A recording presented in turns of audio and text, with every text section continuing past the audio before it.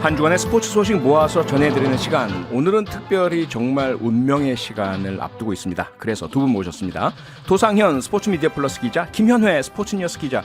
어서 오세요. 네, 안녕하세요. 네, 제가 벌써부터 가슴이 막 떨리고 막 입술이 떨리면서 말이 잘 안 나오거든요. 오늘 밤 결전. 이거 어떻게 될까? 정말 16강 진출 여부를 떠나서 정말 마지막 승리를 좀 거뒀으면 좋겠는데, 우선 그러려면 가나전 복귀부터 좀 해봐야 되잖아요. 네. 김현애 기자님, 가나전 복귀 냉정하게 좀 해주시죠.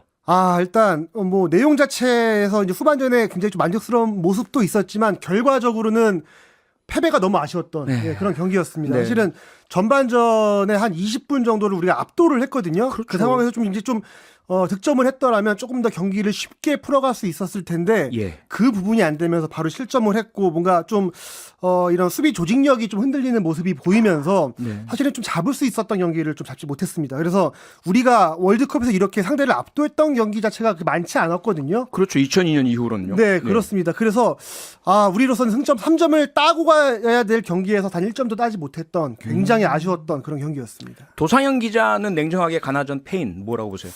사실은 이 김민재 선수가 1차전 이후로 계속 이제 종아리 부상, 허벅지 부상 때문에 조금 라인을 올리지 못한 부분이 좀 있었던 것 같습니다. 지금 뭐 전문가들이 분석하기에도 이 첫 번째 실점, 두 번째 실점에서는 이 수비 라인이 또 이 골라인 근처로 붙어 있으면서 상대방의 이 공중볼을 이 조기에 이 앞에서 커트하지 못했기 때문에 실점이 연결됐다라는 분석이 굉장히 많았거든요.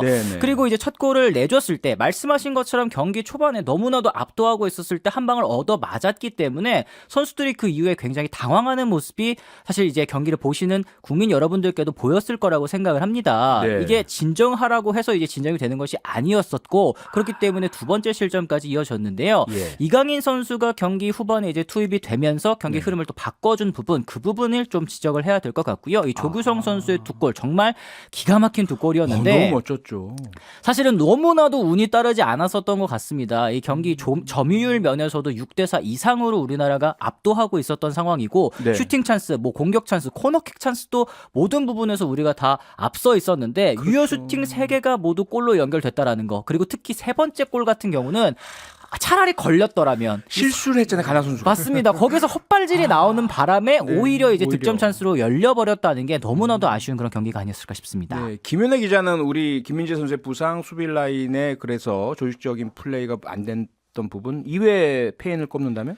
일단 우리가 두 골 다 왼쪽 측면에서 이제 공이 올라와서 득점을 했거든요. 김신지 선수와 이강인 선수가 도움을 기록을 했는데 왼쪽에 비해서 오른쪽에서의 좀 뭔가 공격을 풀어나가는 그 빈도수가 좀 많이 적었습니다. 그래서 사실은 뭐 첫 경기에서 잘했던 이제 나상호 선수를 이제 빼면서 뭔가 전술적인 변화를 줬고 이제 뭐 김문환 선수의 이제 뭐 체력적인 면을 좀 많이 믿었는데 사실은 뭐 이 선수들도 이제 뭐 활동량 자체는 많았지만 공격적으로 뭔가 기술적으로 풀어내는 좀 그런 크로스가 오른쪽에서 많이 좀 없었던 것 같아요. 그래서 좀 조규성 선수가 왜냐면 워낙 지금 최근에 컨디션이 좋아서 공중볼 싸움에서는 뭐 상대 수비 선수한테 지지 않는 모습을 보여주고 있는데 그런 경합 자체를 왼쪽에서는 자꾸 만들어줬는데 오른쪽에서는 그걸 좀 하지 못했던 그런 모습들이 좀 아쉬웠습니다.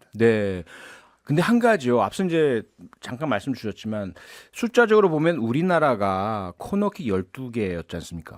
근데 한 골도 코너킥을 통해서는 안 나왔다는 거. 세트피스에 있어서의 어떤 이 전략적 문제는 어떻게 보세요? 일단 저는 좀 아쉬운 부분이 코너킥 12개를 했는데 그중에 유효 슈팅으로 연결된 것 자체가 위협적인 모습 자체가 없었어요. 그래서 그 부분을 굉장히 좀 아쉽게 생각을 하고, 왜냐면은 그런 상황에서 뭐 김민재 선수라던가 김영원 선수가 이제 가담을 해서 좀 이렇게 슈팅까지 날리는 모습들이 좀 있어야 되는데 그게 좀 안 됐습니다. 그래서 사실은 이날 경기에서 마지막 추가 시간 10초 정도가 이제 주어지지 않아서 마지막 코너킥 상황이 주어지지 않아서 아쉬워하시는 분들도 많고 이제 심판을 좀 탓하는 상황들도 좀 있었는데 사실은 12개의 코너킥을 보자면 뭐 물론 아쉽지만 한 번 더 상황이 있었더라도 그게 좀 뭔가 위협적인 장면이 연결이 됐을까라는 좀 생각이 들기도 해요. 그래서 이번 경기에서는 뭔가 왜냐하면 이런 좀 짧은 기간 동안 우리가 할 수 있는 거는 사실은 이제 세트피스 상황을 좀 맞춰보는 거거든요. 그런 부분들을 좀 잘 했으면 좋겠습니다. 도상현 기자는 줄곧 사실 벤투 감독의 빌드업 축구 뭔가 지지 응원 칭찬을 해오셨어요. 어떻습니까? 가나전에서 벤투 감독의 전략 전술 괜찮았나요? 사실은 저도 이 경기 내용적인 면에서는 이제 대한민국 대표팀이 점유율에서 앞서갔고 공격 찬스도 훨씬 많이 만들었고 슈팅 네. 역시도 마찬가지였기 때문에 크게 비판할 점은 찾기가 쉽지는 않은데요. 굳이 이제 따져보자면 아까 말씀하신 것처럼 이제 오른쪽 날개 쪽 이제 나상호 선수가 1차전에서 나왔었던 자리에 이제 이날 경기엔 권창훈 선수가 들어갔거든요. 그렇죠. 그리고 이제 작은정우영 선수가 가운데에서 약간 세컨톱 느낌으로 이제 이 경기를 출전을 했었는데 네. 두 선수에게 기대했었던 모습 이제 활동량이라든지 아니면 오른쪽 침투라든지 직선적인 움직임이 보여지지 않으면서 다소 이제 손흥민 선수가 가운데로 치고 들어가는 움직임을 더 많이 할 수밖에 없었고요. 그러다 보니까 이제 김진수 선수가 수비부터 공격 오버래핑까지 이 윙백의 자리까지도 왔다 갔다 하게 되면서 이 수비적인 실수도 사실 좀 잦지 않았습니까? 좀 부담이 많이 갈 수밖에 없었던 그런 장면이었는데 네. 이 경기 후반에 뭐 어쨌든 황의조 선수는 이제 크게 좋은 모습을 보여주지는 못했지만 이제 권창훈 선수 자리에 이제 이강인 선수가 들어오면서 경기 흐름이 달라지지 않았습니까? 그랬죠. 이번 이 포르투갈 전에서는 확실히 좀 이재성 선수라든지 아니면 이강인 선수의 선발 카드도 한번 고려해 보는 게 어떨까 이런 생각이 좀 들었습니다. 네, 김윤혜 기자. 일부에서 손흥민 선수의 책임론, 뭐 부진에 대한 탓, 뭐 이런 부분들은 어떻게 보세요? 뭐 손흥민 선수가 뭐 기대만큼의 활약을 지금 못하고 있는 건 사실인데 네, 감독 입장에서도 사실은 이 에이스를 빼고 경기를 한다는 것 자체를 생각을 하긴 좀 어려울 것 같아요. 그렇겠죠. 왜냐면 워낙 또 이제 결정력이 있는 선수기 때문에 마지막까지 좀 우리가 좀 믿어볼 만한 선수잖아요. 그래서 손흥민 선수에 대한 좀 기대감이 있는 것 같은데 사실 뭐 손흥민 선수가 기대만큼 해주지 못하는 부분도 분명히 있지만 저는 이제 벤투 감독의 좀 입장을 생각을 해보자면 지금 이 우리가 4년 동안 준비를 하면서 했던 것들을 이번에는 많이 못하게 됐어요. 그게 어떤 부분이 있냐? 왼쪽에 손흥민, 그다음에 최전방에 황의조, 그다음에 오른쪽에 황희찬 이런 식으로 놓고 했던 것들을 정말 많이 연습했는데 네. 지금 손흥민 선수는 지금 뭔가 마스크를 쓰고 이제 경기력을 다 발휘하지 못하고 있고 그렇죠. 황의조 선수는 좀 부진한 모습이 있고 황희찬 선수는 아예 경기에 못 나왔잖아요. 그래서 지금 그나마 지금 이런 어려운 상황에서도 뭐 벤투 감독과 그다음에 뭐 선수들이 뭐 여러 가지 이제 뭐 변수들을 고려하면서 경기를 하고 있지만 그럼에도 이런 우리가 지금까지 준비했던 부분들을 하지 못한 거 이 부분은 이제 굉장히 좀 아쉽고 네. 손흥민 선수가 결국은 이제 뭐 해결사 본능이 있기 때문에 예. 좀 마지막을 좀 해주지 않을까 좀 싶은 생각이 듭니다. 네, 기대를 해봐야 되겠고요. 어쨌든 오늘 마지막 포르투갈전 물론 경우의 수 여러 가지 제쳐두고 뭐 16강 가건 못 가건 마지막 승리를 거뒀으면 좋겠는데 도사연 기자. 승리를 위해서 무엇이 필요하고 어떻게 될까요? 역시 이제 우루과이전과 가나전에 있어서 가장 큰 차이점은 역시 중원 싸움 문제였었던 것 같습니다. 네. 아까도 말씀드렸지만 이제 이재성 선수가 이 우루과이전에서는 상대 뭐 세계 최강이라고 불리지 않았습니까? 그렇죠. 이 벤탄쿠르 선수 혹은 이제 발베르데 선수 이 두 선수를 이재성 선수가 정말 잘 막아줬거든요. 네. 이 두 선수에서 이 연결이 되는 공격 찬스가 거의 없다시피 했었는데 2차전에서 가나전에서 가장 큰 차이를 보였었던 건 역시 세컨볼을 이 탈취하지 못했었던 점이 있었던 것 같습니다. 네. 선수들이 생각 외로 강한 가나 선수들의 이 압박, 이 몸싸움 이런 것들에 좀 당황한 모습이 있었고 그러다 보니까 이 본인들이 보여주고자 한 이 후방 빌드업, 이 세밀한 패스들이 안 됐었던 모습이 사실 전반전까지는 있었거든요. 그런 부분을 이제 이재성 선수가 최전방에서부터 적극적으로 압박을 해줄 필요가 있어 보이고요. 네. 이 황인범 선수는 지금 월드컵에서 가장 저는 잘해주고 있는 선수 중에 하나라고 생각을 합니다. 네. 이 이재성 선수가 황인범 선수에게 기회를 좀 더 열어줄 수 있을 때 황인범 선수의 또 패싱 플레이 그리고 여기에 혹은 이강인 선수가 또 투입되는 그런 이 방안도 있겠죠. 이강인 선수가 들어오고 나서 탈압박이라든지 아니면 이제 사실 저는 답답했었던 게 가나전에서 뭐 이런 표현하면 이해하시기 어려우실 수도 있겠습니다만 손을 들어주는 선수가 없었던 것 같아요. 자기가 책임지겠다. 네. 이 책임지겠다. 앞으로 그냥 찔러주는 선수가 사실 보이지 않으면서 계속해서 네. 볼을 후방에서 돌리는 모습이 좀 많이 답답하셨을 것 같거든요. 네. 이강인 선수가 이 첫 번째 조규성 선수의 골을 도울 때 어떤 장면이었습니까? 왼쪽으로 파고 들어서 곧바로 얼리 크로스 올려주는 그렇죠. 모습. 조규성 선수가 그걸 놓치지 않는 컨디션이기 때문에 이번 포르투갈전에서는 무조건 과감하게 앞으로 좀 찔러주는 패스가 필요한 그런 순간인 것 같습니다. 네.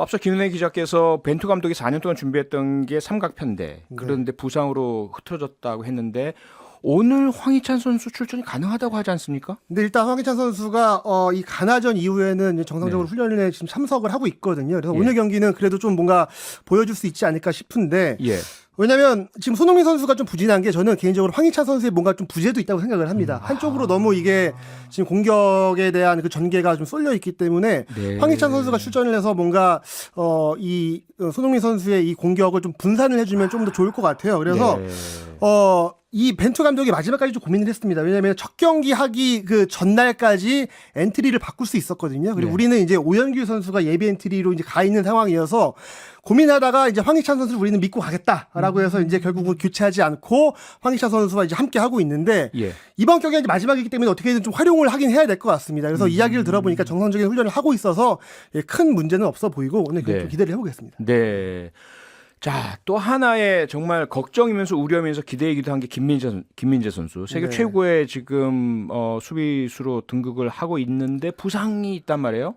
어떻게 보세요, 오늘 김민재 선수의 활용도? 제가 이 가나전을 K리그 선수들하고 좀 같이 봤거든요. 근데 후반에 김민재 선수가 딱 부상을 당하면서 손을 들고 이제 교체 사인을 보낼 때 다음 경기도 좀 못 뛸 것 같다. 좀 이런 이야기를 바로 하더라고요. 왜냐면 이게 좀 근육 쪽에 이 전부터 좀 무리가 있었는데 이 가나전에서는 사실은 가나전을 앞두고 훈련을 참석하지 못하면서 어떻게 보면 억지로 이 경기에 좀 준비를 한 거였거든요. 그래서 이번 경기는 좀 쉽지 않아 보이긴 합니다. 사실은 이번 경기 앞두고는 아예 좀 훈련도 참석하지 못하고 좀 휴식을 취하고 있는 상황이어서 이 자리를 아마 권경원 선수가 좀 잘 메워줘야 될 것 같다라는 좀 생각이 듭니다. 네. 도상현 기자, 그 이외에 혹시 부상 때문에 못 나온 선수들이 또 있을까요? 현재까지는 이 황희찬 선수 혹은 이제 김민재 선수 두 선수의 여부가 가장 중요할 것 같습니다. 이제 방금 말씀하신 것처럼 이제 김민재 선수는 사실 출전하기가 좀 어려워 보이고요. 그리고 사실 이 소속팀에서도 나폴리에서도 이 시즌 막판까지 지금 이제 월드컵 참여하기 직전까지 풀타임을 계속 소화를 했었고 또 이제 마지막 경기에서는 이 센터서클에 주저앉아서 아예 진짜 이 경기를 뛰지 못하는 그런 모습까지도 있었던 만큼 김민재 선수의 체력적인 부담이 정말 극한까지 올라온 것처럼 보이고요. 사실 벤투 감독의 빌드업 축구, 후방 빌드업 축구의 핵심과도 같은 선수 아니겠습니까? 이 권경원 선수가 지금 선발로 나와서 정말 잘해줄 수도 있겠습니다만 이 김민재 선수의 이탈은 정말 너무나도 뼈아픈 그런 부분이 아닐까 싶습니다.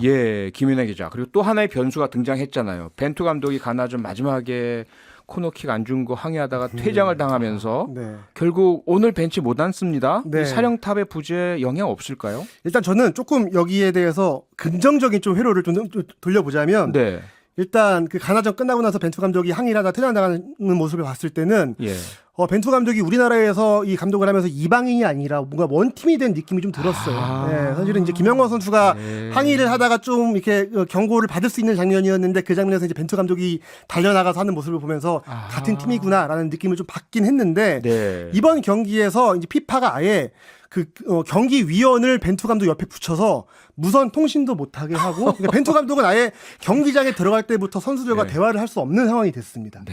그래서 뭐 좀 우려가 되는 부분도 있지만 지금 함께 하고 있는 이 지금 세르지오 코스타 이 수석 코치가 벤투 감독하고 15년을 같이 했거든요. 분명히 뭐 어느 정도는 호흡이 잘 맞기 때문에 벤투 감독의 뭐 그런 뭐 부재가 크게 느껴지지는 않을 것 같다라고 저는 좀 예상을 좀 해봅니다. 네, 그렇길 바라고 오히려 더 나을 수도 있지 않을까라는 기대도 좀. 그리고 벤투 감독이 이틀 전에 기자회견을 자청을 했어요 현지에서. 근데 이야기를 들어보니까 그 이유가. 본인은 이제 퇴장으로 마지막 경기에 나서지 못해서 원래는 그 이제 기자회견이 벤투 감독이 안 나오면 선수가 나와야 되는 자리였거든요. 근데 선수한테 일부러 휴식을 주기 위해서 내가 기자회견을 하겠다라고 해서 이제 나왔습니다. 이제 그런 좀 뭐 배려도 좀 우리가 좀 이야기를 해야 될 것 같습니다. 네. 자, 그러면 이제 상대방에 대한 분석을 좀 해봐야 되겠죠. 도사영 기자, 호날두 선수의 우리가 뭐 모두가 다 알고 있고요. 포르투갈 어떤 선수들 경기해야 될까요? 사실은 이 포르투갈 대표팀에서 저희는 뭐 호날두 선수가 사실 뭐 지금 뭐 득점을 많이 하고는 있긴 하지만 이 경기력적인 측면에서 예전과 같지는 않기 때문에 오늘 경기에 나서는 게 더 좋을 것 같다라는 생각을 했었는데 활동량적인 면에서도 있어도 좀 부족한 선수가 됐기 때문에 근데 이제 호날두 선수는 아마 휴식을 취할 예정이라고 하더라고요. 그랬을 때 가장 경계해야 될 선수는 역시 맨체스터 유나이티드 유나이티드에서 뛰고 있는 이제 브루노 페르난데스 선수가 아닐까 싶습니다.